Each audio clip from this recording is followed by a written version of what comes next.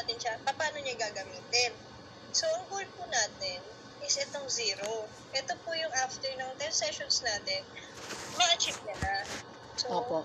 si Prince ay makakapag scoop ng pagkain mula sa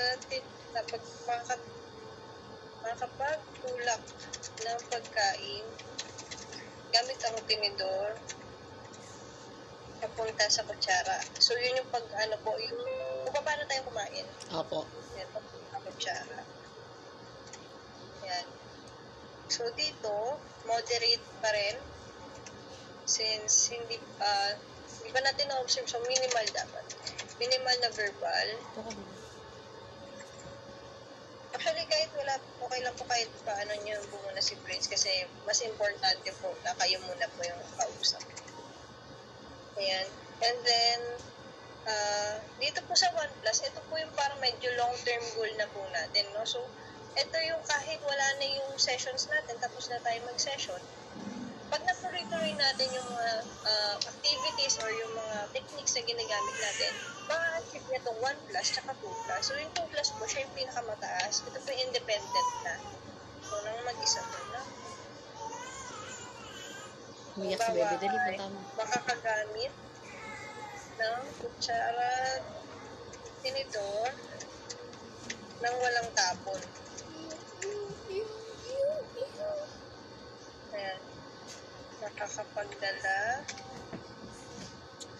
ng pagkain papunta sa bibig.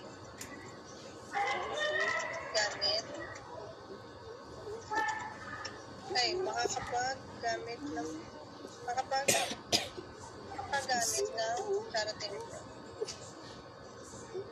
tinidor ng may minimal po, no? Minimal.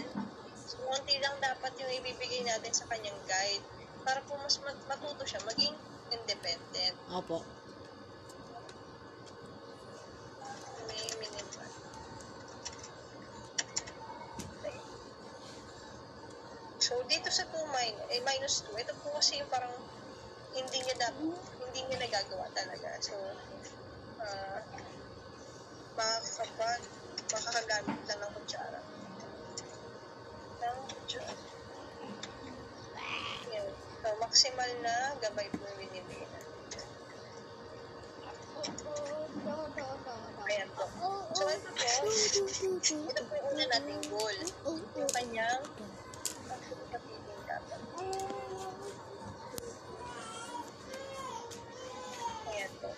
So, ito po yung isa nating targetin sa mga darating po nating session. So, may mga times po na mas okay po sana yung 10 a.m. po kasi 10 a.m. po talaga yung sessions natin, ha? Opo. So, mas po 10 a.m. na po tayo. And then sa Thursday po, yun po yung asynchronous naman. Opo. So, Wednesday po, ma'am? Apo, bukas ay Wednesday. Bukas. So, meron po tayo ulit na online session, and then sa Thursday, asynchronous na siya. Yun po yung magsasend lang ako ng gagawin yung activity, and then kailangan nyo po i-video. Tapos isasend nyo po sa akin ulit before mag 4 p.m. Opo. Ayan. So, ayan. So, dito tayo sa minus 1, kasi makagamit ng tinidor sa pagtusok ng pagkain at makakascoop gamit ng kutsara. So, may pagkakataon po ba na kapag mag-i-scoop siya, instead na, diba hindi na po siya gumagamit ng tinidor, kamay niya po yung pinang-scoop niya. Yung kutsara po. Hindi naman po niya tinutulak yung pagkain papunta sa kutsara gamit yung kaliwang kamay niya. Tinutulak naman po niya. Tinutulak niya, Opo. ayun. So, wala naman po tayong pagkakataon na nakikita natin na parang pinipisil-pisil yung pagkain or Ayun po, pinipisil-pisil niya minsan. Inaano ko rin talaga siya, ma'am, na gusto ko nga matuto siya na may tinidor talaga siya. Para kasi gano'n naman talaga pag kumain. Tsaka, syempre, pag nasa labas po Opo. tayo, minsan, Hindi naman pwede nakakamay kayo. kasi may iba, maarte rin yung mga ibang kainan. Hindi naman natin makokontrol. Opo. Ayan. So, ayan. Next po natin is yung kanyang, targetin po muna yung kanyang dressing. Ano yung flying labi mo? O ano? Kumain ka. Typically dressing. So, dito po is nahihirapan po siya dahil hindi niya po alam yung harap sa likod. Opo. Kung baliktad ba o hindi. Hindi niya na Doon na. baliktad or hindi. Ayan. So, dito po, si Prince ay makakapagbihis ng damit na ito. Dito tayo magbabago lang ng pantaas at pambaba. Pantaas at pambaba. So, dito, moderate yung assistance na binibigay natin. Ano kasi kailangan pag iabot natin sa kanya. Alam niya na po. Kailangan nakaharap na, Opo. tapos sa kabaliktad na kumbaga, isusuot na lang Susuot na lang talaga niya. At physical na kasi. So, dito sa 0, yun po yung dapat, na siya, minimal na lang. Naman tayo sa ating laptop. Ayan. So, dito, minimal, megabay na lang po yung bibigyan natin sa kanya. Ito po yung goal natin na maging independent siya. So, sa 10 sessions po kasi, sa totoo lang, mabilis lang po yun. Kasi usually, ang mga therapy sessions po kasi is hindi naman siya parang 1 month okay na. Matagal talaga, ma'am. Matagal ng taon. Opo. Depende rin sa bata kung ano. Paano rin po yung response nila. Opo. Kasi may mga, kahit pare-parehas gawin mo sa iba't ibang bata, kung iba-iba rin ang response. Opo. Talagang, yan. So, minimal na verbal at physical.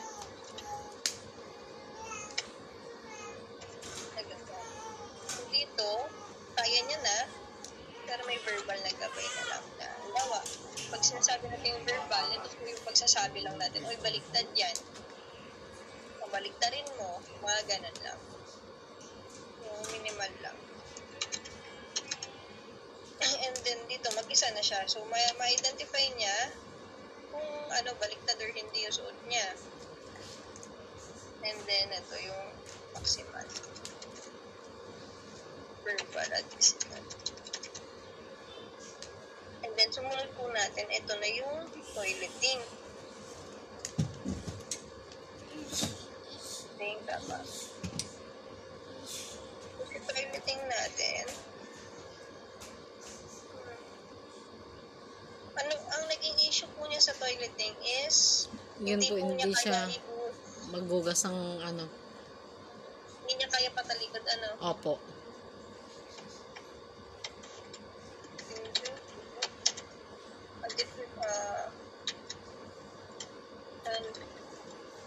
Pero may paano niya po ba binibitbit yung tabo? Nakakaya niya po ba pag puno?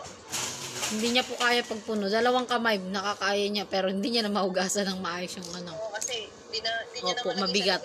Opo, hindi niya Try niya po ba na parang kalahati lang i-fill niya dun sa Ayun po, tatry ko po sa kanya. Ayun. Kasi possible, kasi medyo, parang napansin ko, medyo payat po si Prince. Yung physique niya is payat talaga. Opo. Matangkad siya ng payat. So, may possibility, yung hand strength niya. Opo. Kapag yung lakas ng, niya, hindi niya, kahit ako hindi ko kaya minsan yung puno. So, ayan. So, dito, eto, sa 2 plus natin, puno na yung tabo. Yung tabo ng tubig. And then, ng mag-isa. And then, dito po sa 1 plus, ito yung puno siya, pero meron siyang physical na tulong mula sa atin. Opo. Minimal na Hawakan mo naman. Sasampay ko yung Sa taas ko sasampay, paano kayo pagad? force of tubig. And then dito is kalahati. Kalahati ng tabo. So, and then ngayon, so try natin po ano lang, mga 2/3, may mga kalahati din. Makakaya niya naman ang kalahati. Bigyan na lang natin siya ng moderate na gabay, na physical na gabay. So, ang goal po natin is at least maka-half na tabo siya, tapos minimal na lang yung physical na gabay niya. Yan. So, ito po yung mga parang mismong goal natin. Highlight natin siya. Highlight po. Ayan. So, ayan. Yun yung magiging goal natin sa mga method. Sa mga sessions natin. So, dito po, ulitin lang po natin, kung sa feeding niya is yung makagamit siya ng tinidor. Kumbaga, sabay niyang magagamit yung kamay niya. Opo. Sa pagkakain na. Pagkakain. And then, sumunod po natin is itong Pagbihis ng damit. pagbihis niya. Dapat tamaan na, and then, hindi na natin siya gagabayan. Opo. Ay, minimal na lang yung gabay natin sa kanya. And then, itong last is yung toileting niya. Yung pag half na lang ng tabo. Subukan po natin mamaya. Baka yun yung nagiging problema. Yun yung nagiging problema, kaya nahihirapan siya. Opo. Testing ko talaga sa kanya. Oo, kasi baka nabibigatan nga naman siya. Hindi, yung dun kami ma'am sa unang sa nilipatan namin, nag-ano naman siya eh. Ewan ko rin dito pagka hindi niya gusto yung CR, hindi rin talaga siya mag-ano sa CR. Nag-iba po ba kayo ng tirahan? Opo, lumipat po kasi kami. So, baka naninibago rin siya. Kaya nga, yun nga rin yung ano ko sa kanya eh. Minsan ayaw niya talagang papasok ng CR, pero pagka ano, halos doon na siya tumira sa CR. Pag gusto niya yung CR. Opo. Ayan. So, ayan po. So, yun lang. Actually, yun lang po talaga yung goal setting natin ngayon. Gusto ko lang rin po sana mag-observe ngayon kung may mga kaya pong skills si friends na pwede kong makita. So, pwede natin siya yung mga bote po ba kayo dyan? Ma'am? Bote po. O kaya, kahit hindi po drinking water. Kahit mga tubig lang. Saan yung bote mo, Prince? Tapos, batsa po, mami. Hi!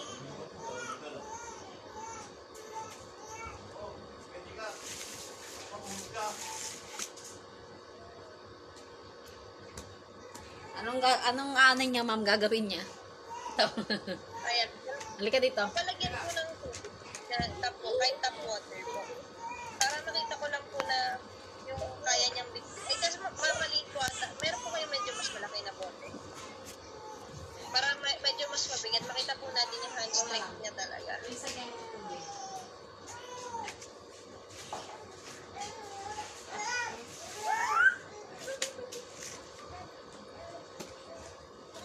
Ito, ma'am. Ito, malaki. Ayan, okay. Sige po. Pwede po yan. Tapos, punuin na lang po natin ng tubig. Papalagyan ko po sa kanya. Tapos, sige, pwede po siya Prince, maglagay. lagyan mo daw doon, no? Tap water lang po. Lagyan mo doon sa gripo. Yung tubig. Lagyan mo tubig. Lagyan mo tubig. Lagyan mo tubig doon sa gripo.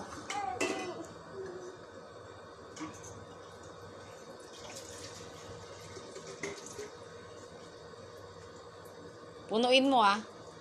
Ayan na, puno na. O, kunin mo. Kunin mo, be. Kunin mo. Ay, binuhos na. Ganyan gagawin niya sa tanong, ma'am. Maglalaro ng tubig. O, lagyan mo ulit. Lagyan mo yun. Dali. Lagyan mo. Dito ka. Lagyan mo ng tubig. Lagyan mo tubig. Lagyan mo ng tubig. Lagyan mo ng tubig. Ay, asan yung hangir? Lagyan mo ng tubig. Tubig, dun. Hindi niya sa planggana, dun sa gripo. Okay. Oh, tama na, naugasan na. Oh, Okay, lagyan mo na. tubig. Lagyan mo na. Lagyan mo. Tapos takpan mo. May extra planggana po kayo, mami. Na pwede niyang buhusan ng tubig. Oh. Tama na. Ang gagawin po natin, Patay mo. Oh, to. sa Takpan mo. Ito, wala na, nilaruan na. Sabi, buksa, ano. Naglalaro lang, ma'am. Tuturo ko na lang sa kanya, ma'am. Ano ko sa kanya. ayan. Ganyan yan pag may kausap eh. Gusto ko po sana kasi na ma-observe mismo. Para Opo. madali natin sa evaluation. Tuturo, natin iano ko na lang sa iyo, ma'am, tapos send ko sa kanya. Suotin mo. Ayan, suotin mo yung damit. Suotin mo yan, suotin mo. Suotin mo. O, dali, suotin mo yung damit. Suotin mo. Suotin mo. Suot. Yung damit ka, dun. Try niyo po ba ipakita sa kanya yung tag? Meron po kasi may mga tag yung damit para yun yung hahanapin niya. Para alam niya na yun yung likod. Wala na po kasing ano, puro ano, labahan po yung mga ano niya eh. Sige na, suot mo na, suot. Suot mo, dali. Suot mo nga. Ayun na, ikaw na magsuot. Marunong ka na magsuot. Dali, suot mo, mag-isa. Dali. Suot mo na. Parang ano to, kala mo lagi nagbibiro eh. Dali mo. Bisa mo. Pero pag hindi inutusan, ginagawa. Suotin mo na, bilis. Prince. Halika na dito, dali. I-video ko na lang po sa'yo, ma'am. Yun rin yung inaano ko talaga sa kanya eh. Kanina sana pag yung galing niya sa school eh. Magpapalit siya ng damit eh. Kaso biglang nagwawala eh. Sayang, hindi ko na na-observe. Ayan. Suotin mo mag-isa, dali. Suotin mo na. Sige nga, Prince. Patingin Dali, suotin mo na. Oh, dali, suotin mo. Suot, dali. Dali, lalabas tayo, suotin mo. Dali, suot. Suot mo na, suot. Dito oh, dito yun oh, dito oh. Oh.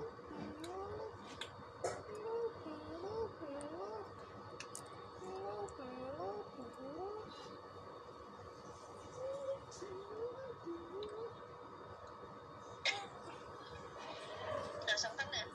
Nawala. Oh, yan na, suot mo na. Ayusin mo. Oh, yung kabila.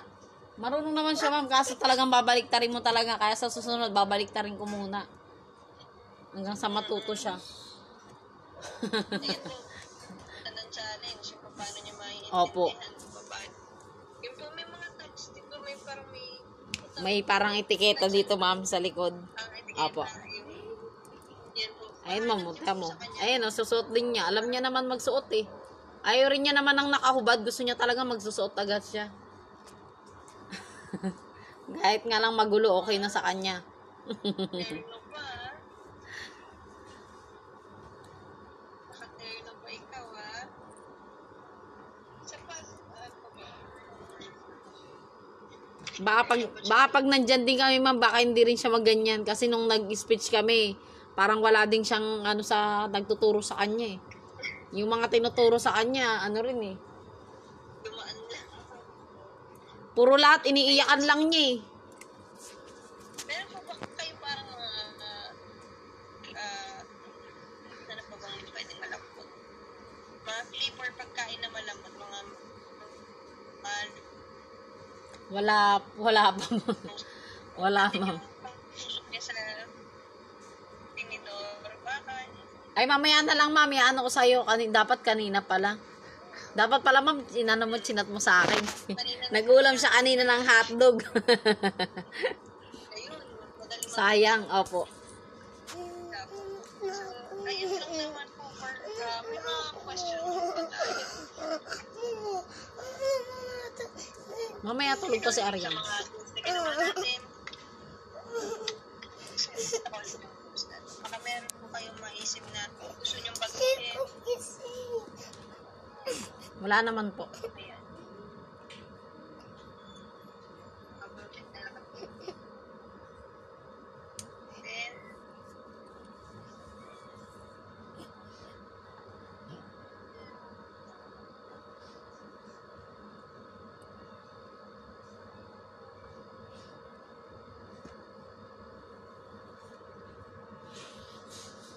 ayan. So, wala naman po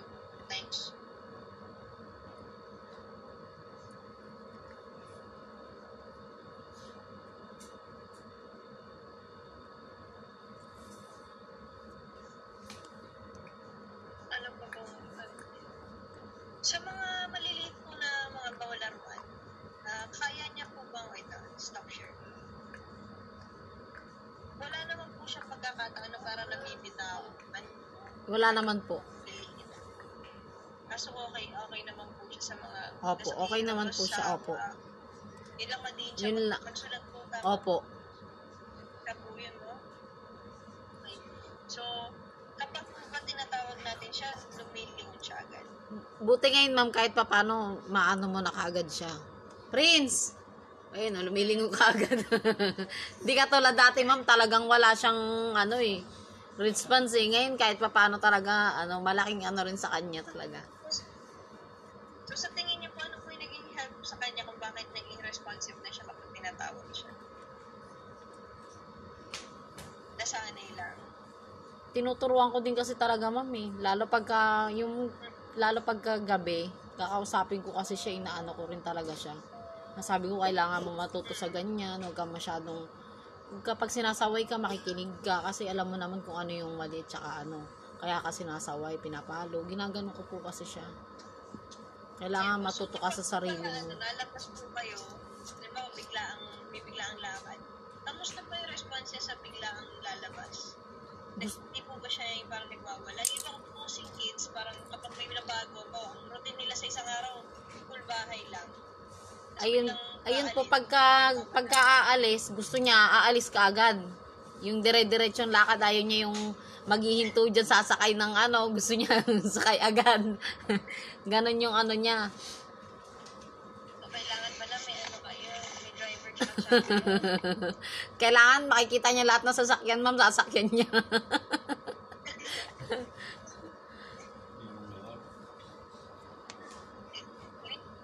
Sanay ka sa kotse. Sanay sa kotse, May other concerns pa po ba kayo na gusto niya na nyo ma-discuss or may mga questions po kayo regarding sa condition po ni Prince na gusto niyo pong maintindihan? Wala po, ma'am. Wala naman. Apa. So, discuss ko lang din po sa inyo regarding yung sa sensory integration natin. So, may mga bata, kayo po may napapansin na yun po kasi gusto nila yung parati nila may naririnig. Parati nakaganyan yung mga tugtog sa tenga nila. Yun yung mga ibang types ng ESD natin na more on sa auditory. Auditory po yung gusto. Tapos meron naman po yung visual, yung pag nagpapasa sila or may ganyang kalapit, sobrang lapit sa mata nila. And then meron naman po yung sa na parang lang sisigaw. Parang naging mannerism nila. And then meron naman yung meron naman gusto nila parang sa may naamoy na bagay. And then meron tayong dalawa na Ayun, ma'am, tingnan mo, ma'am. Tamo ka, nakikita niya, ginagawa din naman niya, nagmamam siya. Di ma'am, yun, pagka may nakikita siya mga dumi, lalo yung mga kanin, pagkatapos niya kumain, kahit mga pinsan niya, wawalisan niya, ma'am. Yun nga lang, pag tinopak siya, topak talaga siya. Hindi ko wala po, ano? Opo. Tapos kapag po, may mga pagkakataon po ba, yung gusto niya, talon lang siya ng talon. Yun, parang dumadalas nga ngayon, ma'am, yung talon siya ng talon, hindi, alam mo, hindi mapakali. Pero kasi pinipigil ko talaga siya, pinapalo ko yung paa niya, dahil ayoko nga nakalakahan niya yung ganun. Actually, yun po ay isang sensory seeker. Pagka may hinahanap yung katawan niya, doon niya nakukuha sa pagtatalon. Meron po kasi tayong tinatawag na proprioceptive na sensory. So yun po, di ba may 5 senses po tayo yung diniscuss na yung mahilig pagdamay, ganyan. Apo. So may nadagdag na dalawa. Pagdating naman sa sensory integration natin. Yung una is yung vestibular. Yes po, yung sa vestibular po, yung mahilig umikot-ikot, gusto nila yung isiswing mo sila ng matataas. Vestibular. Yung isa naman po, yung proprioceptive, yan po yung mahilig hindi naman sa kalalakihan po nila yan, pero yun po kasi yung way nila para ma-regulate yung sarili nila. Yung iba po kasi na parang, di ba, may utos ka, hindi nila gagawin kasi gusto nila pag tumalon eh. Pag hinahanap pa ng katawan nila yung pagtalon, kasi po yung joints natin sa tuhod, isipin niyo ito yung tuhod natin. Opo. Yung pag tumalon po tayo, gumaganyan-ganyan yan. So yan yung paraan nila, para nararamdaman nila yung katawan nila. Yun yung sinisik ng katawan nila na pag na-feel ko to, may pupunuin lang ako na jar ko. And then, pag na-feel ko na okay na ako, kumakalma sila. yun yung parang buong araw siyang tatalon. Pero kasi yung way na magre-regulate sa kanya. Kaya nga, mananahimik siya. Tapos ulitin na naman niya. Tapos mananahimik na naman siya sa sulok, magsa-cellphone. Palagi kasing cellphone ang nito eh. Ayun po, iiwas na po natin siya sa phones din kasi masyado po fast-pacing kasi yung mga napapanood natin. Bawang Yun nga po eh. Yung mga reels natin, ganun-ganun ka lang. Ang dami mo nang napanood, hindi mo alam, nakatalawang oras ka na. Opo. So, ayun po, yun yung iiwas din po natin sa Opo. kanya kasi pag fast-pacing, mas nagiging dysregulated sila. Kumbaga, mas mabilis sila mainis, mas mabilis na gusto nila, kumbaga, aligaga. Opo. Nagiging aligaga sila kasi yun nasanay sila yung napapanood niya. Yung pinanood niya nandito sa Pilipinas, sumunod na napanood niya nasa Amerika na. Na parang hindi na makukontrol kung dapat palakad niya. So, ayun. Yun muna yung iiwas muna natin sa kanya. Yung siya lang 15 to 20 minutes. Pero mag-maximum niya lang 30 minutes. Sa isang araw na yun, isang buong araw. Madulas kayo, binasa niya ng binasa, ginaya ka na. Ano yung electric pan? Nag-map na kasi. Nagmap na ng nagmap.